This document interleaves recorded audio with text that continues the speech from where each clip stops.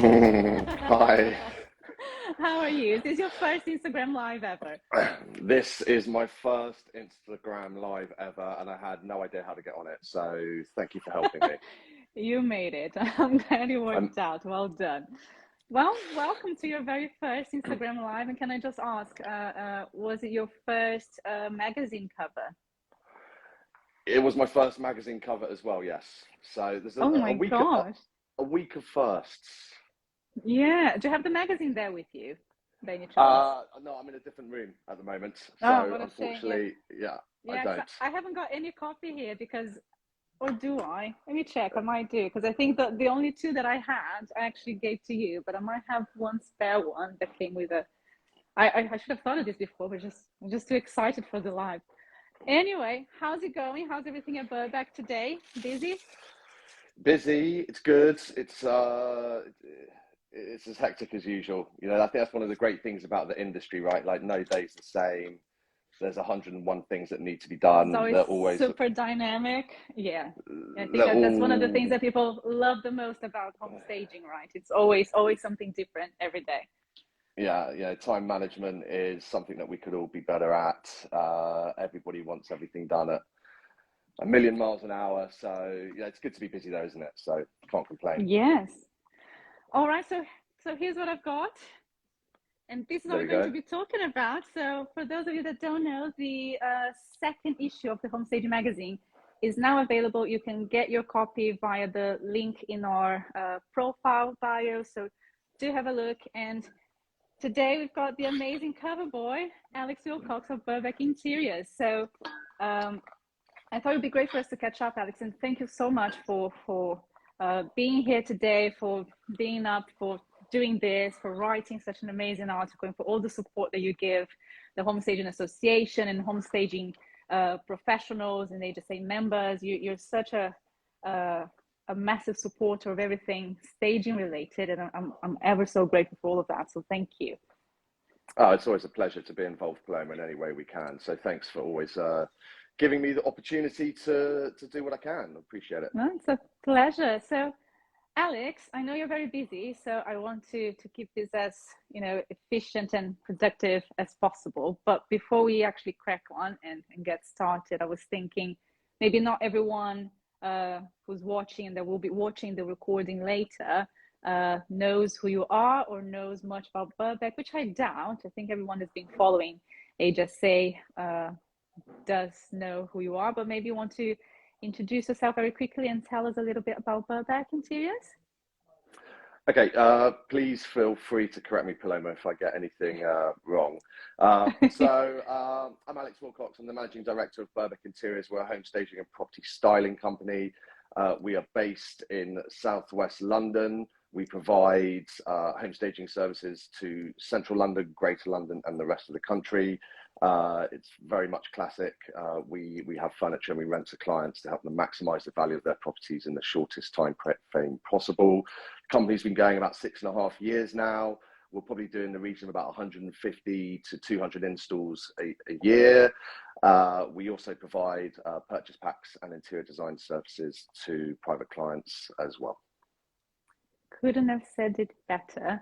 I think there's one thing missing though when you introduced Burbank. I think, is it safe to say that you guys are one of the, well, if not the leading staging companies in London?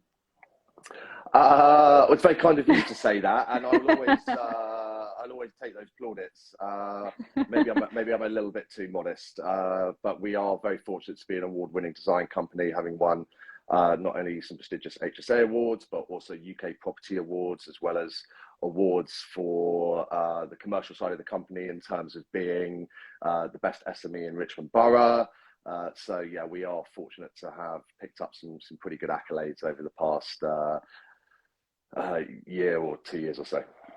I didn't know about this last one, the best SME. I had no idea how exciting, because I think it's always obviously super valid and exciting to get all of these design and staging related awards, but as a business and having this business mindset and always, it's such a it's such a hard work to stay on top of everything business related, not only design wise. And having gotten an award like that, I think is just the cherry on top for a business like Burbank, isn't it? Yeah, definitely. It's always an honor to pick up any award, especially for our design work. But we also feel that it's important to be recognised as an individual company as well. The business has always been based in Richmond Borough for the 6.5 years that it's been in existence, and we try and do as much as we can for Richmond Borough. So it's nice to be recognised by the London Chamber of Commerce as a successful business in our own right, and we try to give back to the borough as well in terms of our community projects. Donating furniture to most recently the Barnes Children's Literature Festival. So we try and do what we can, both in a design perspective, but also from a business point of view as well. That's fantastic, and I think there's a good hook for me to get into the topic that I want to get into today, because I think lots of people that get into the whole staging world, they decide to start their own staging business and become home stagers.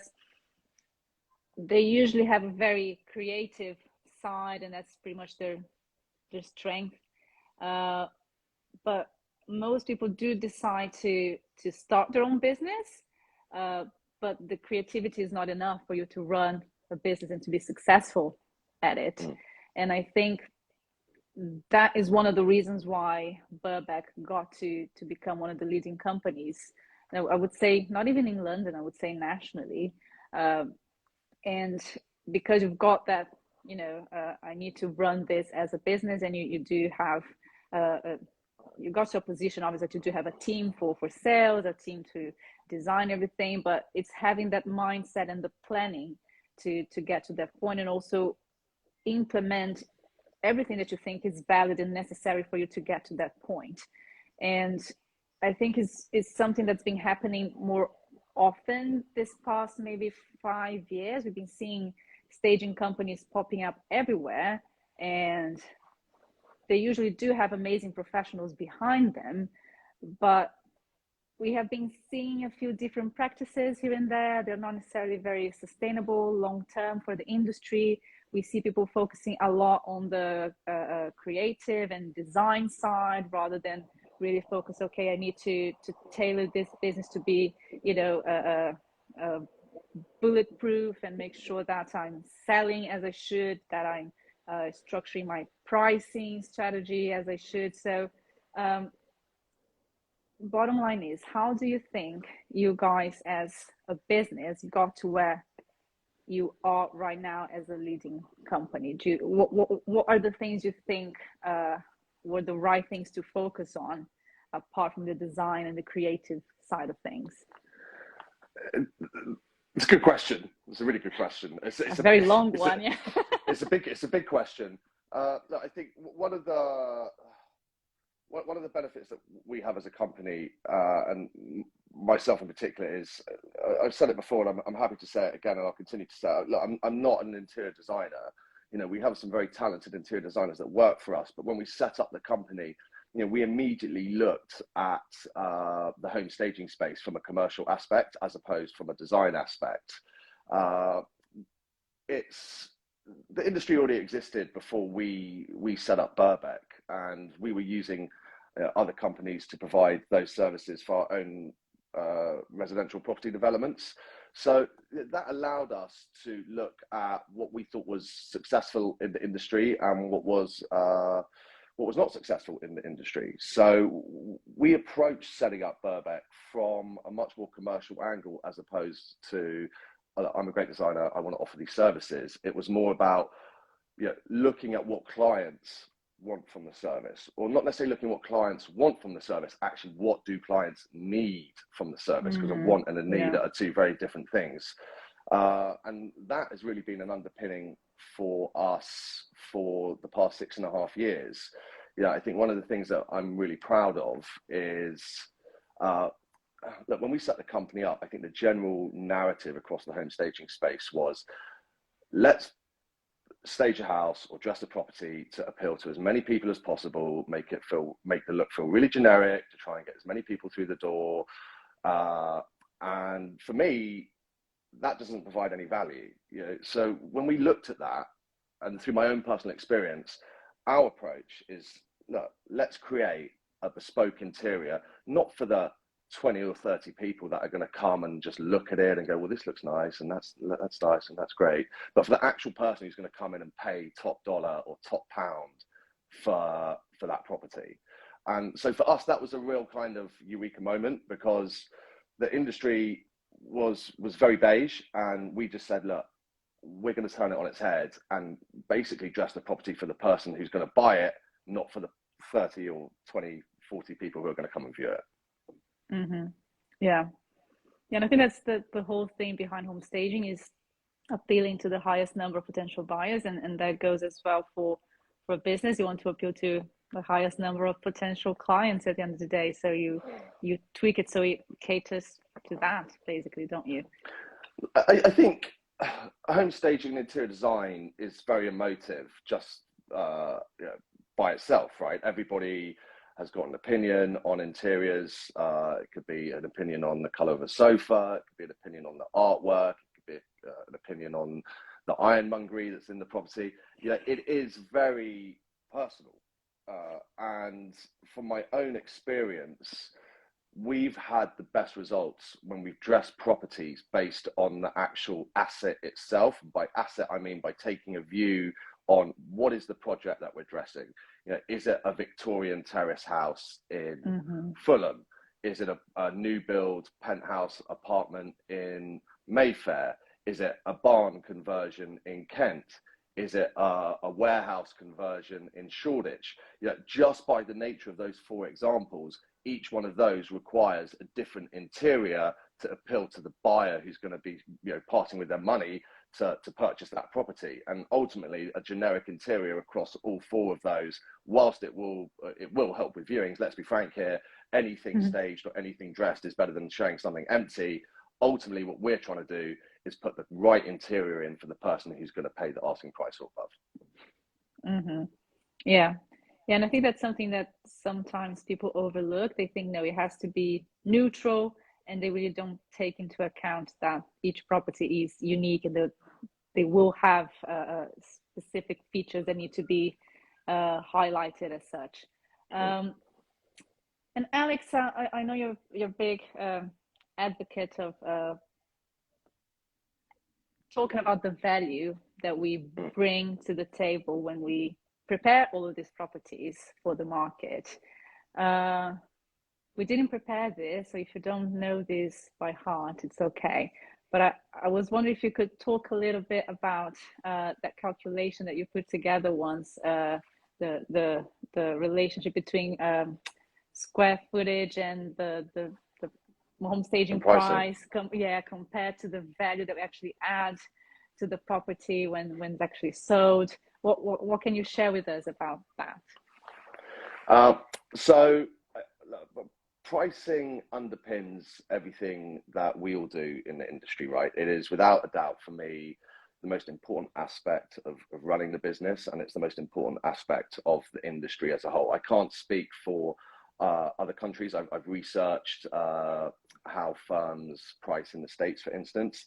But one of the things that I found frustrating in the London and the UK market was it appeared to me that there was no coherent pricing strategy for the market at all. It's something that we've spent a lot of time looking at to try and get a better understanding of actually, what does it cost us to stage a job, and ultimately, how much profit and margin do we make? I think look, just going back a couple of steps there, the route that we've taken and the direction that the business has gone down in regards to taking a more bespoke approach to dressing individual properties, by its very nature, is more cost intensive than me buying 100 sofas of the same color from the same manufacturer, right?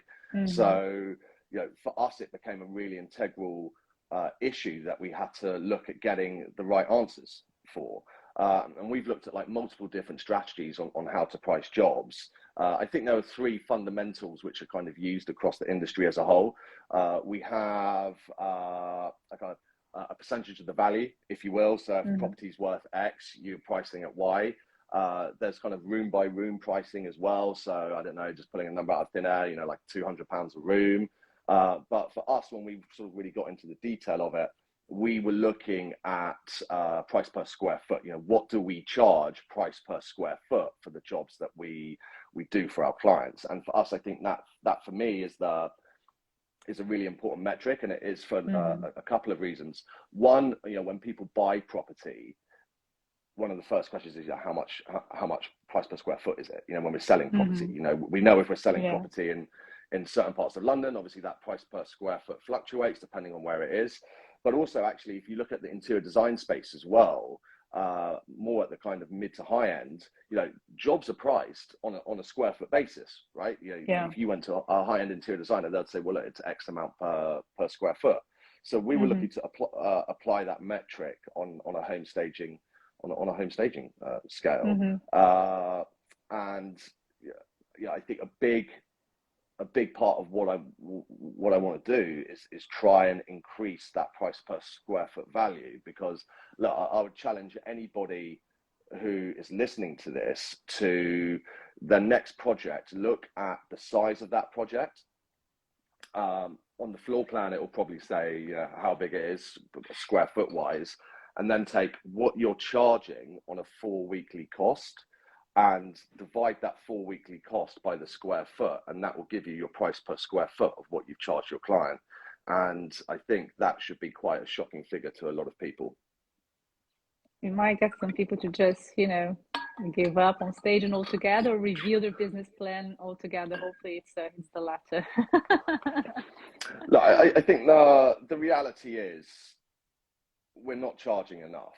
And this is UK centric, right? Like, we are not charging enough money for the service. On the flip side of that, a service is only worth what somebody's willing to pay for it. And I understand that. However, yeah, there is a disconnect with the industry for me over in the UK, whereby the general attitude is, come and be a home stager. The pavements are paved with gold. It's really easy, and you can make thousands of pounds a month, blah, blah, blah. Well, look, the reality is, look, from a commercial aspect, it is an intensely cost-intensive business, right? It takes a huge amount to run a home staging business, in terms of the stock, in terms of the staff, in terms of the vans, in terms of everything that goes with it. And by the way, as we're all aware, that is just getting more expensive with the rising cost of inflation, with import duties, shipping costs. You know, it's not getting cheaper to run these companies, right? So it's not easy to run a home staging business. And I think the market over the past, I think there's more people trying to supply the service than there are actual people who want the service. And that, for me, is suppressing the value of what we do. Also, in the UK at the moment, the housing market has been super hot for the past 12 months, and the supply is really low at the moment. So there's just less opportunity for people to dress properties, and as such, that's continuing to sort of drive the price down, with people offering, you know, I lost a deal the other day to somebody who was easily 35% cheaper than we were, but then and on their renewals, they were basically charging, you know, free air miles. You know, so they weren't charging free air miles, they were charging money. But, you know, the value of it was so low that actually, you know, you don't even have to be a rocket scientist to look at it and go, look, that's just not sustainable for you to do that. You know, but that is where the industry is, you know, and Paloma, we both work tirelessly. You probably obviously a little bit more than me, being head of the Home Staging Association, to raise the profile of the industry, so more people are engaging with the service, and there's more opportunity for us all. And what do you do, Alex, when you get the news that the client chose someone else that is actually going 35% cheaper than you? Do you even try to, I know you're not up for offering discounts, and I am personally completely against that as well. I think it's all about adding value and creating, you know, anything that might not be pricing related. But yeah, what do you do to try and stay competitive as such, considering there's so many people just cutting down on price, basically? I think you've answered your own question there, as I would expect, Paloma. Look, for me, it's all about demonstrating value to the client, right? And that's the message that you've got to get across. You know, what are the USPs of your company? What are the USPs of your service? What are the statistics behind you offering that service to other clients? You know, at face value, if a client gets a quote for X and a quote for Y, and Y is 35% more expensive, you've got to be able to demonstrate to that client what that 35% more is going to deliver to him. Look, ultimately, I am aware that if there are clients out there who are purely focused on price, then look, there's just not a lot you're going to be able to do on that. I think as well, you know, that added value, it's one thing us as a company sort of getting that message across to our clients. The wider work we're doing across the industry to raise the profile of home staging in this country is going to continue to help us you know, push those figures further. But it's all about value add at the end of the day. Yeah. And let's play a game then. So what do you think could happen with industry wise if people keep on pricing incorrectly, and especially the smaller companies that can kind of have a lower cost, lower overheads, and can take the hit for a few months or maybe a couple of years? What do you think would happen if they keep on, you know, pricing things wrongly, basically? Do you think that's sustainable long term? And what would you see happening in the future if this carries on taking place, basically? It's a big concern for me. I think if we don't change how the industry in the UK is pricing itself, the concern is that we get pigeonholed into a bracket which we won't be able to, you know, break through from. Yeah. You know, I think the property sector as a whole, yeah, it's a huge part of the UK economy to start off with, right? It's a massive sector. And the values that we are dealing with in terms of the properties that we're addressing, you know, there is, people are getting paid in property, right? Agents get paid to sell property, solicitors get paid to carry out the conveyancing, surveyors get paid to, you know, to carry out surveys, you know, buying agents get paid to go and find properties.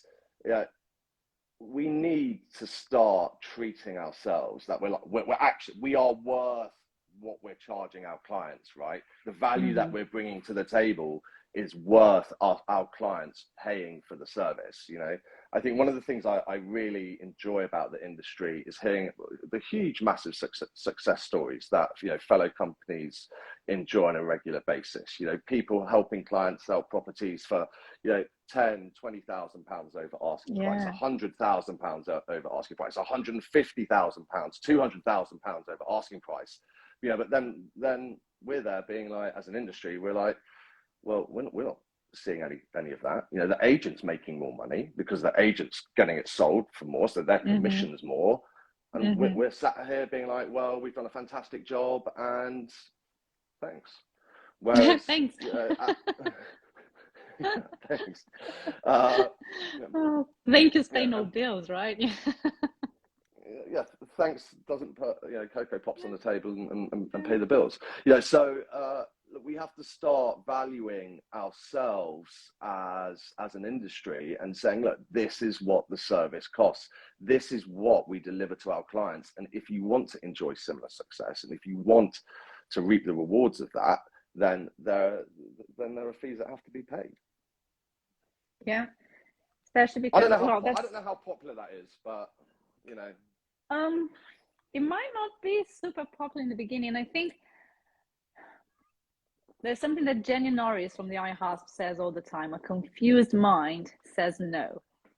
And that goes for everything. She usually says that for whenever you put your proposals and quotes together, you need to be very clear, because otherwise the client will say no just because they didn't really understand it. And I think in this specific situation, it's kind of the same logic. People will kind of go against it, but only because they don't really know what to do about it. And this was my next question, and one of the last ones today. what do stagers and staging companies should be doing if they want to really learn how to price, how to do this correctly, so we can not only they can make money, obviously, but also thinking as an industry, as an activity long term, how we can make sure that it is sustainable, that these companies will be around for a while, they will carry on adding value, but also making money from the value that we are offering to our clients. So what do you think would be like the next best step for someone that's like, maybe I need to review my pricing structure? I think there's a couple of things we can do immediately. I mentioned it the other day to you, Paloma. I mean, obviously, inflation is running at the highest level it has for 40 years right now. And I am really passionate about other staging companies. It doesn't matter if you've been around 1 month, a year, 10 years, whatever it may be. I'm really passionate about other staging companies, including ourselves, not absorbing those inflationary costs into our profit margins, not being like, well, it's costing me more to run the business, but I'm going to keep my prices the same, because ultimately you're just going to be suppressing your profit, right? So I think first and foremost, look, that is a complete no-brainer. Anybody who's running a home staging business has to acknowledge that it is more expensive to run the company now, and they have to adjust their pricing accordingly. And I think that by its very self is probably 10% straight off the bat, to be frank. I would also encourage everyone to do what I said earlier, and is like, take the square footage of a floor plan, look at what you're charging your client, and see what that figure is. And I think once you see that figure, I mean, it still shocks me, how low it is. It's as simple as that. It's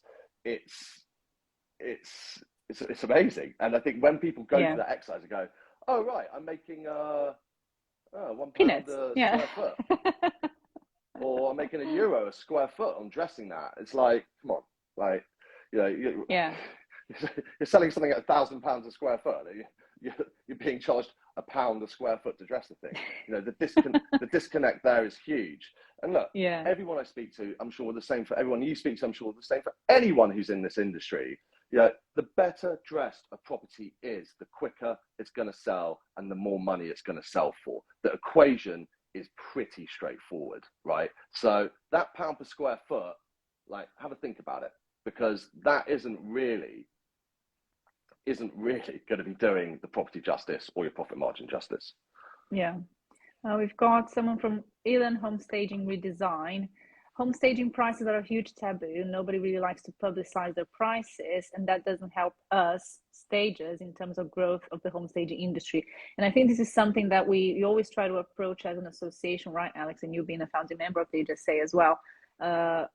Everyone is a competitor within the association, obviously, but we have this very collaborative mindset. We're always discussing ways of working towards the same goals, and really exchanging information to be helpful towards one another and our own growth, right? And I think we should be talking more about it as peers and as home stagers in whatever country we are. But I think it's important to have these discussions, because otherwise we'll be undermining one another, right? Yeah, it is a taboo. It's something that I think we need to get over as an industry. We need to get over quite quickly as well. Paloma, you're probably best placed to put something together in regards to how we can do that. The sharing of information is obviously really important for us all to be on the same page. So we're making sure that we are pricing jobs correctly. And the sooner that we can do that, the better. I mean, ultimately, anyone who's on here who's a business owner in the home staging space should have a pretty good feel for how their business is performing. Because ultimately you hold X amount of stock and you rent it for Y, and the difference in there is going to be your profit. And if those two aren't matching up, then there's a big problem. And ultimately, that's what's going to probably damage most companies. I don't know if it is in many respects, Paloma, maybe having a face-to-face meeting with other home stagers, and we start putting cards on the table and saying, right, how do you feel it's possible to justify the pricing of X because we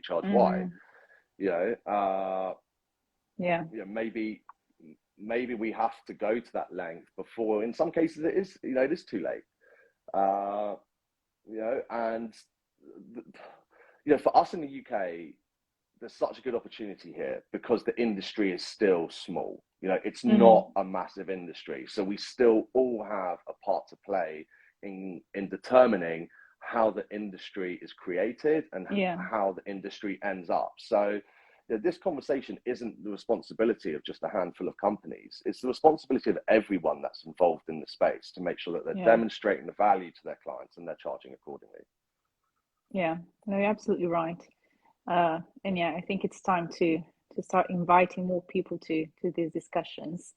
And if anyone that's watching and you're based in the UK, by all means, come and chat with me or the team at the Home Staging Association, see how you can join so you can start helping us to shape the industry. Alex, any final messages, or maybe just want to let everyone know how can they find out about Burbank and what you guys are up to? Should they follow you on Instagram? Is that your most active channel? Or I saw some people, I think Jessica that's watching us said that she is connecting with you on LinkedIn. So how can people know about you and Burbank? Cool. We're on all the socials. We're very active on Insta, TikTok, LinkedIn's very good for us as well. Paloma, you know, I'm always happy to have a conversation with anybody who's serious in the industry about how they want to improve themselves and their company. So feel free to reach out to me directly, and I'll do what I can to offer any constructive advice and help.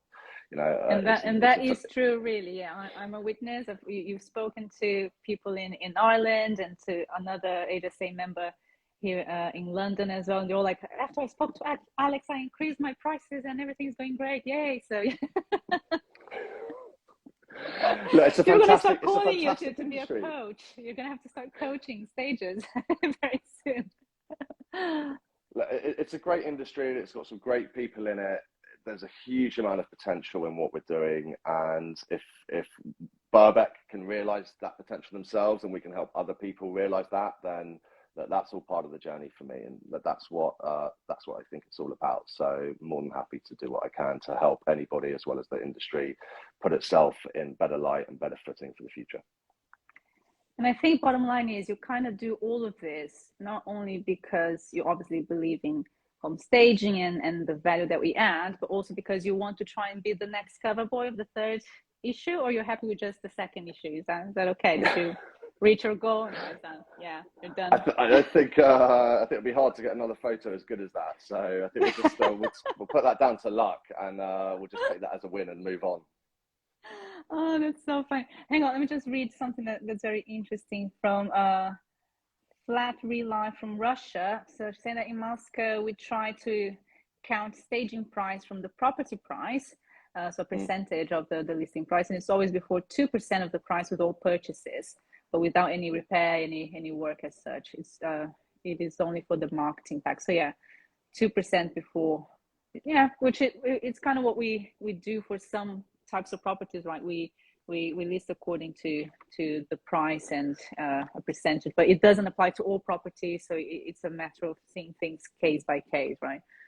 Look, I would love to be able to do a percentage of the listing price of the property, and I think that, again, one of the fascinating things about this industry is the huge disparity in regards to how developed it is across different cities, not just in Europe but the world, right? And I think ultimately what would make the industry stronger, one of the things I really enjoyed about the European Home Staging Association event that we came to in Portugal, was the more that we share, not just within the UK, but the more that I can learn, or the more that we can learn from companies in Berlin or companies in Moscow or companies in Portugal, Madrid, wherever it may be. Yeah, that is just going to be, that's just going to be so much better for all of us, you know, because there's going to be, you know, what you guys are doing in Europe. You know, I would love to hear about that. I'd love to know more about how that operates, how you do it, because obviously what I've just said is very much related to the London market and what I'm seeing over here in the UK. And for me to learn and see what other people are doing across Europe, I think would be awesome. So this isn't just a London issue. I'd love to hear about and talk to people across Europe to see what we can take away from that. Yeah, so everyone connect with Alex and get the discussion going. And if you want to know more about pricing and the value that we add for everyone involved in the sales process, by all means, get the second issue of the Home Staging Association. You can get it via the link in our bio. And it's a great article, by the way, which was written by Alex and Grace, his lovely wife, Grace Willcocks, which I think, is she watching? I think I saw her coming in. Grace, if you're here, hello. Alex, thanks so much for your time. I can see that Amanda Green from the Property Presents is saying, love listening to you, Alex. You're a great role model in our industry and your time is always greatly appreciated. It is indeed. Thank you so much. And I'm just so happy this was your first live or first cover. I feel very special on behalf of the Home Staging Association. So thank you so much. Yeah, see, me too. Grace is there. Lovely. Grace, thanks so much for all your support in the background. We know that there's always a great woman, not necessarily behind, but next to an amazing man as well. Alex, yeah, thanks 100%. So much. I'll see you tomorrow. Thanks, Paloma. Thanks, Amanda. Meeting, right? And I'll see you soon, everyone. Thanks so much for watching, and I'll catch you later. Thanks so much. Take care. Bye. Have a nice evening. Bye.